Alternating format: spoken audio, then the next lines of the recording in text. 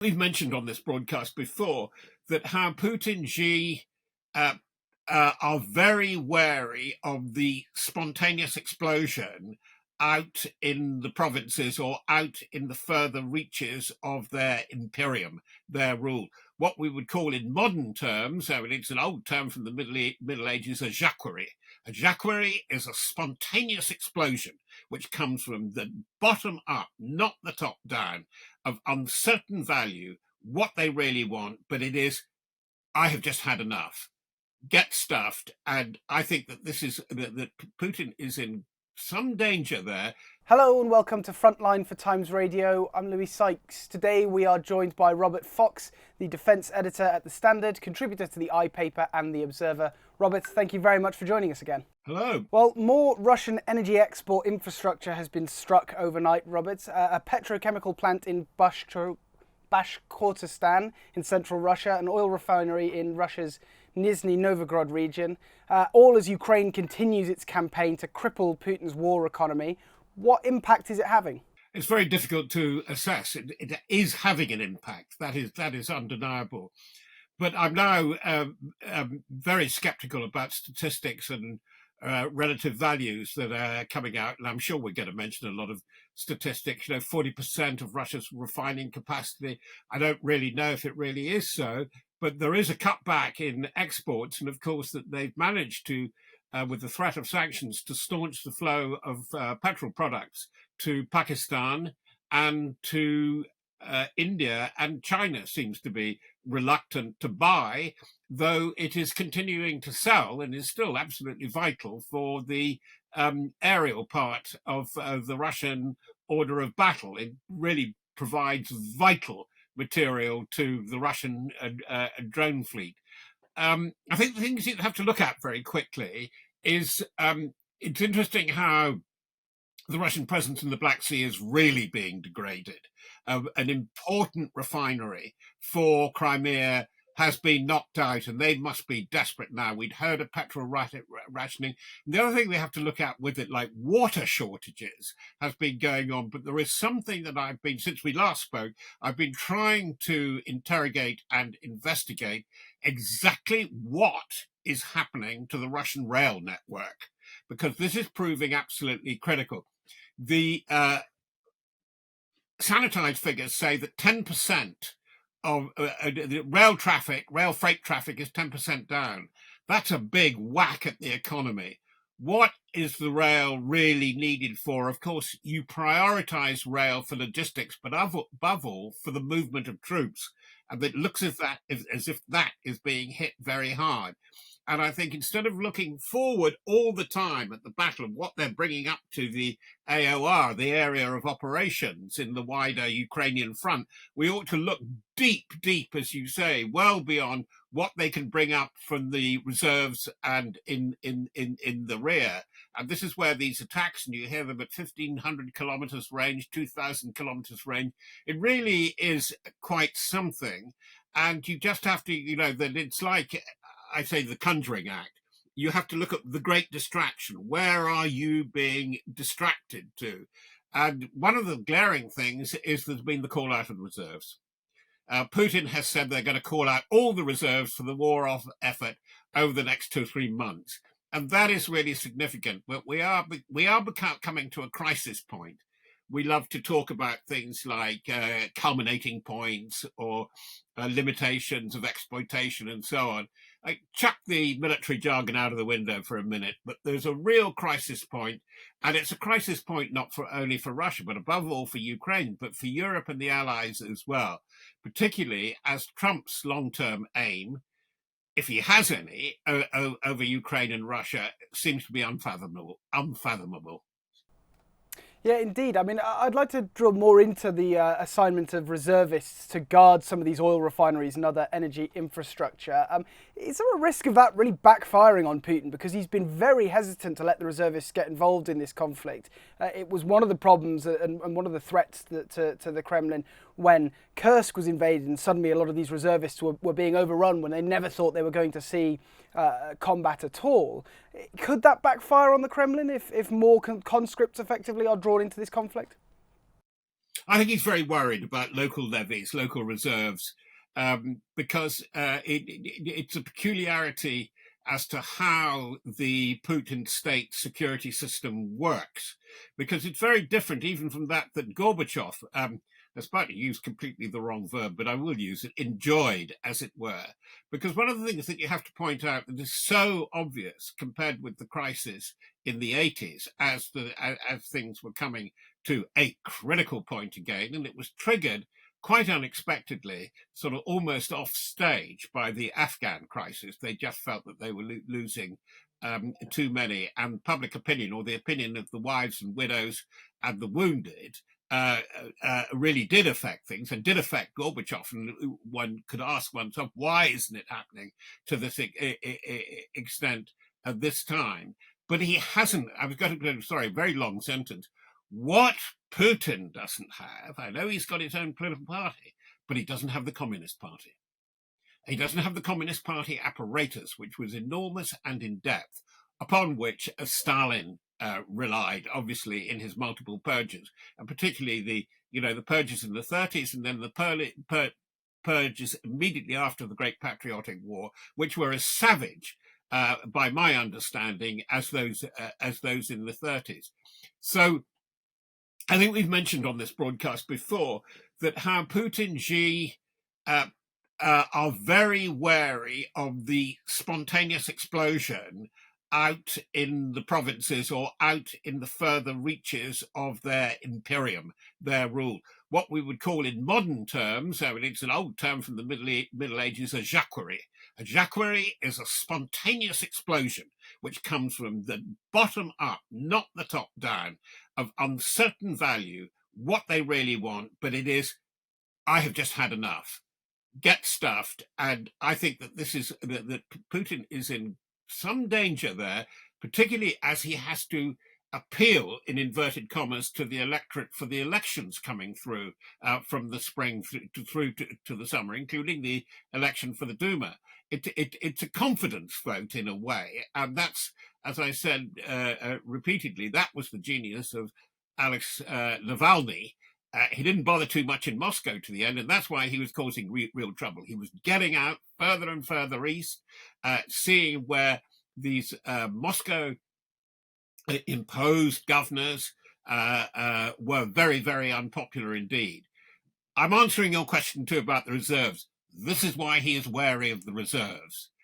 I was just thinking, if by a sort of literary cast of mind, we've sort of grown up so much in the shadow of the Great Patriotic War and the Revolution of 1917, Dr. Zhivago, the party, Stalin, Beria, Last Days of Stalin, and so on. But there have been some wonderful productions recently from the likes of, the National Theatre and so on, of Gogol, the government inspector, which was more cynical even than the old communist regime. The old communist Eastern Europe. The quip was, I pretend to work and you pretend to pay me. But if you think of something, a splendid tale by Gogol, who was partly Ukrainian, as far as I believe, the government inspector, where it is bribery. It's where people didn't exist. It's sort of a fantasy bureaucracy, but one seems to get the elements there, and this sort of aspect of Russia's past seems to grip them. I mean, for goodness sake, I was reading only this morning a very intelligent blogger from Russia saying, "Oh, it isn't the Russia of Stalin or Yeltsin or Gorbachev or whoever. It's absolutely, we're going back to Ivan the Terrible." That kind of absolutist force is right, and I have my right to impose force. This is the way it is. But I think we really have to discuss, and I don't know the definitive answer to it, how much I would say. It isn't really so much how fragile Putin is, but how fragile, internally and externally, mentally, and in terms of his authority, does he feel himself to be? Well, I mean, there's certainly been that very traditional Russian way of showing strength when you think there might Yeah. be fragility in this testing of these new nuclear missiles, delivery devices. One, the Skyfall nuclear-powered missile, and the other, a nuclear-powered torpedo. What should we make of Putin choosing to test those now and being very public about that? I mean, should we still be paying heed to Russia's kind of nuclear grandstanding? No, we should pay heed to it because it is part of the deliberate ambiguity of Putin's message. It's quite well thought out. It's now you see me, now you don't. Now I don't. Uh, uh, uh, the, uh, the propaganda lines. You're quite right. We've had Skyfall. We had what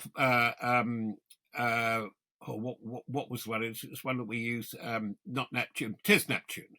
There are Neptunes all over the place, but this is supposed to be a long-range nuclear-powered autonomous torpedo. And Putin put on his uniform, which was extraordinary for this performance, and boasted about how good they were. They announced the test. The Norwegian monitors, particularly in Svalbard, announced that there was nothing new in this at all. There was no sign even of nuclear propulsion. And by the way, today, as you and I are speaking, just a few hours ago, we had Putin announcing that the Oreshnik killer missile with nuclear potential, up to Mach 5, is going into mass production. Now, I'm not poo-pooing the whole thing because always there is a grain of fact or a grain or several grains of fact. But what is he doing? He's trying to soften them up. Last week, by the way, including the last phone call with Trump, it was all triumphalism and they were going to conquer the Donbass and he was going to meet his target by mid-November. So we're only 10 days off when he's got to take Kupiansk as well as Pakrovsk and say Donetsk and Luhansk are mine. Well, that isn't going to happen, however badly the battle, and it is going in part quite badly as far as one can make out for Ukraine. But he's not getting there, and it's very difficult to see what his game is. But what we're looking at is a worsening and deepening crisis in which there's a face-off by an enormous number of armed people. It sounds quite simplistic, but how on earth, given the design of NATO in 1948 and late 1940s, which is to hold the Soviet Union at bay, that we now have a situation whereby even if we have a collapse in Ukraine, we will have a Central Europe, which, if you take the immediate NATO allies, there, Finland, Poland, Germany, and you take Ukraine, Russia, you could have anything up to 8 million people under arms, and very heavily armed too.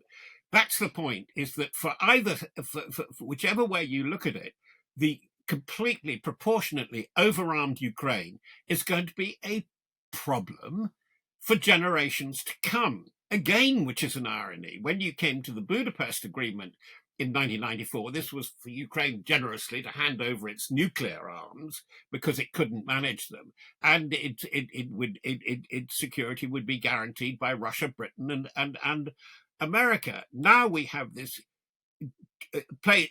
country awash with arms of all kinds, enormously armed. Between Russia and Ukraine, there are at least 3.5 million people under arms now, and then they said add in the rest, and this is why.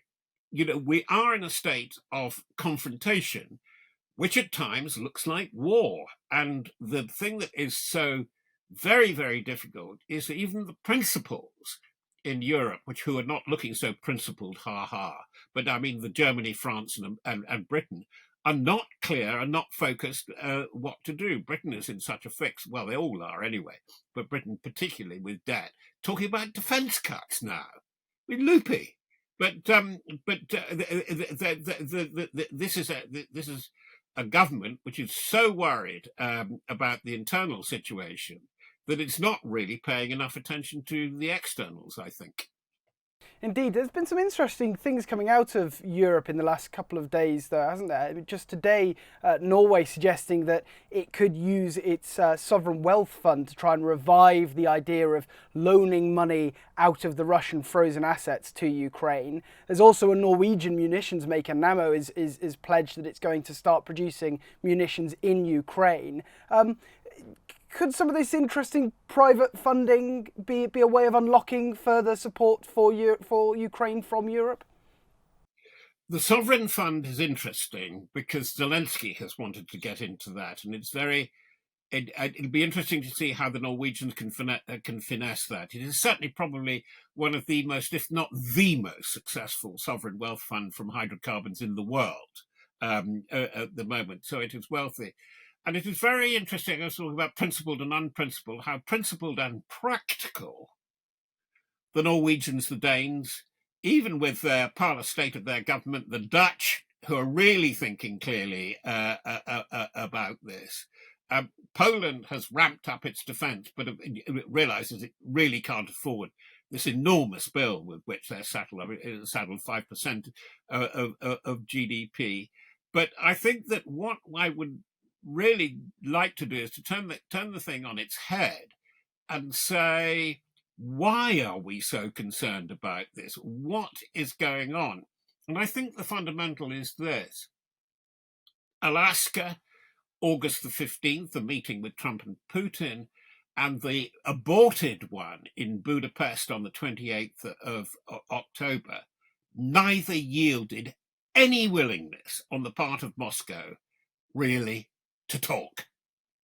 Because Scratch, and you always wheel him out. He's almost, he is always the hard man. You get Lavrov saying, "Oh, we must get back to the root causes," which is virtually the surrender of Ukraine. And the trouble is that while you get people saying that that we must have peace at all costs, the surrender of Ukraine delivers you into this confrontation, this very serious strategic crisis for NATO of these enormous armed camps. And where does that go? And this is where America comes into it, because I think opinion is certainly shifting. And I think the Trump view, oh, we could go away and let anything happen, has gone, because the American strategic advisors, they're completely consistent, very much on the case, saying, well, Europe is our Atlantic shield. We absolutely need it. We can't let Europe go down. And so there's a lot of, I think, quite hasty rethinking going on. But that they must, I think they have to be more prepared to be prepared far quicker than they realized. That the timetable is very short, because things could get very, very desperate, I think, by the spring. Supposing, for instance, the enclave on the Baltic, Kaliningrad, is under threat, and there's some question as of tonight over that, whether it could be cut off. Look, the Russian Navy really isn't performing too well at all, and that must be a concern. So, as I think you and I have said over and over again, is that Putin has got to find a way to shut this off. But on the other hand, that they're saying that that he only lives and dies now in politics, in power, by keeping the war going. So he is caught, and I think that's where it is. But the one thing that one has to say for people like Trump and Rubio and Witkoff and Mark Rutte, they haven't found an off-ramp for Russia to get into Russia, to say, no, look, let's talk seriously about it. Because the worrying thing about the state of Putin's rhetoric, if not his state of mind, was what he said when he was launching a Skyfall and Neptune, and was saying, oh, this could, we're just showing, they were saying we could wipe out the whole of the United States if we wanted to, which is absolutely shows that you're not thinking constructively at all, because that means you go as well. We're in a very, very strange place right now. Indeed, and yet there's still this hesitancy on the part of the US. I mean, Tomahawk is not again going to be given to Ukraine. We did see those further sanctions, so some sort of shift in position. But are sanctions a bit toothless without that kind of military support for Ukraine as well, or will they still have an effect? I think it's very interesting, and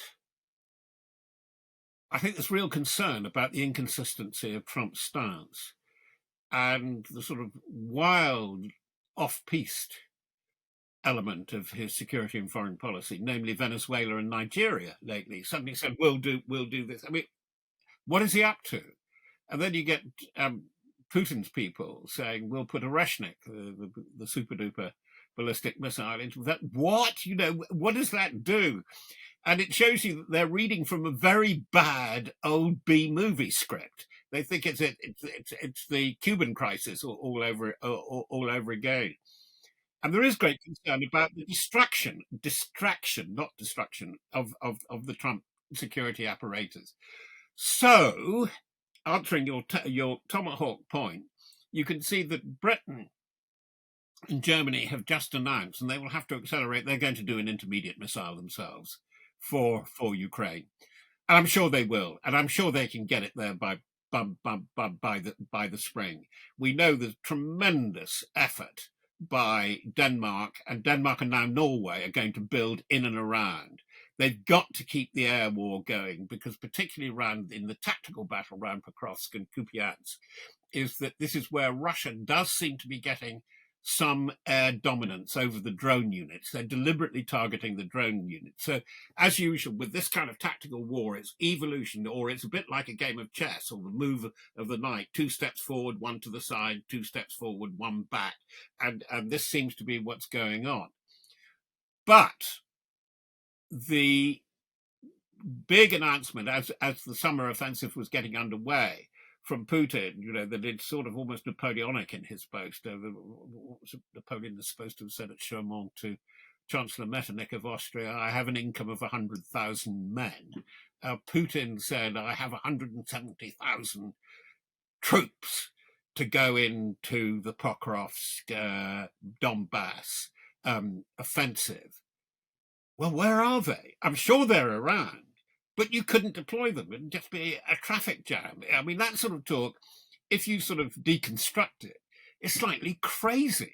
And that's why I've made these apologies to you listeners, that to be burbling a bit. I mean, we're in Rumsfeld territory, known knowns, known unknowns, and a hell of a lot of unknown unknowns.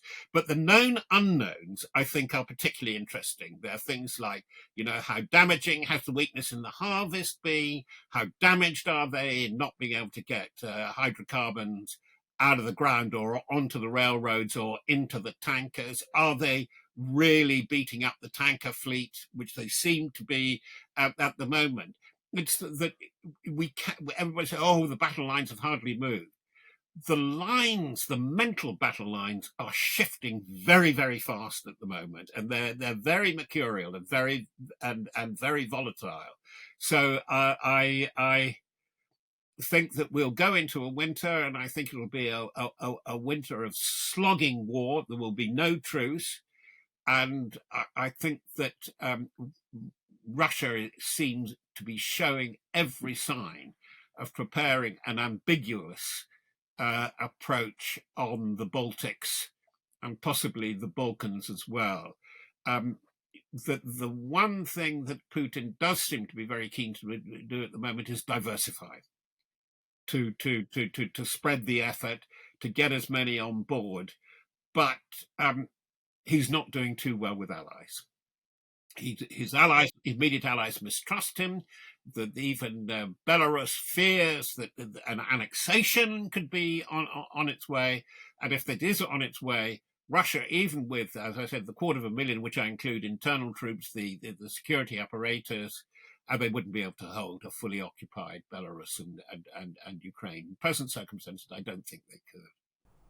Indeed, and we were talking about where it is getting difficult on the front line for Ukraine. Pokrovsk, of course, is the big concentration point at the moment. It looks like it is about to fall entirely into Russia's hands.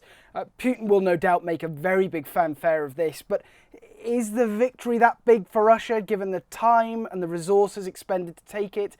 And can we expect this to lead to any sort of breakthrough that the Russians seem to allege it could, crack open the fortress belt? Well, the whole operation has taken 21 months, which is an awful indictment of their planning and execution, given their numerical superiority. I don't know how they've arranged their defensives, and I think it's Highway 52 that they have to keep for their logistics. I know that they're making arrangements. The fear is, in the worst case of a collapse, that it would open a road going up the river line to Kiev. That looks less likely at the moment, particularly as the Russians are not doing so well elsewhere on other parts of the front. Robert Fox, defence editor at The Standard and contributor to the paper and The Observer. Thank you very much for joining me today on Frontline. Yeah, thank you. You've been watching or listening to Frontline for Times Radio with me, Louis Sykes. For more on the war in Ukraine, you can subscribe to our YouTube channel and sign up for a membership, or you can hear all the latest news and analysis on Times Radio or read it at thetimes.com. And remember, we are in both podcast and video form. You can find us on your favourite podcast platform. It's Times Radio's Frontline, or you can watch us on Times Radio's YouTube channel. Thanks very much. Goodbye.